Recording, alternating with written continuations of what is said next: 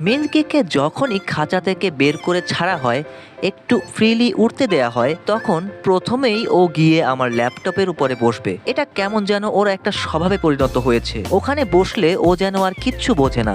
অনেক চেষ্টা করেও ওকে ওখান থেকে সরানো সম্ভব হয় না। কি আরাম যে পায় তা শুধু ওই জানে। তবে আমি যেটা লক্ষ্য করেছি সেটা হলো ল্যাপটপের উপরিভাগে রাবারের যে প্রলেপটা রয়েছে, সেই রাবারের প্রলেপটা ওর চিবোতে যেন একটু বেশি ভালো লাগে, তাই ছাড়ার সাথে সাথেই ওখানে চলে যায়। তবে এখন ওর পেছনে নজরদারি থাকায় ও এখন আর চিবোচ্ছে না, সুযোগের অপেক্ষায় রয়েছে। এদিকে নিমকিকে যখনই ছাড়া হয় তখনই কারো না কারো মাথার উপর গিয়ে বসে থাকে ও। ওর স্বভাবটা এখানে কিছুটা ভিন্ন। দেখো জেরিনের মাথার উপর কেমন করে বসে আছে।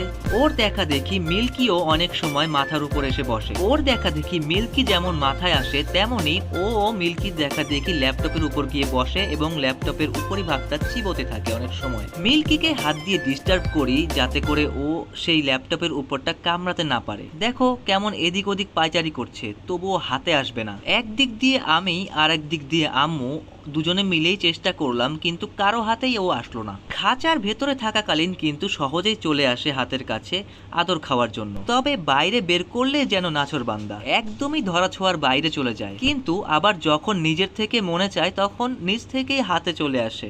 এখন আসবে না মানে আসবেই না, যতই চেষ্টা করি না কেন। ওর সময় না হলে ও আর আসবে না। এখন ও শুধু একটু সুযোগের অপেক্ষায়, আমরা কখন একটু অন্যদিকে নজর দিব আর সেই সুযোগে ও ওখানটায় কামড়াবে। ও যেমন নাছোড়বান্দা, আমিও তো তেমনই, তাই না?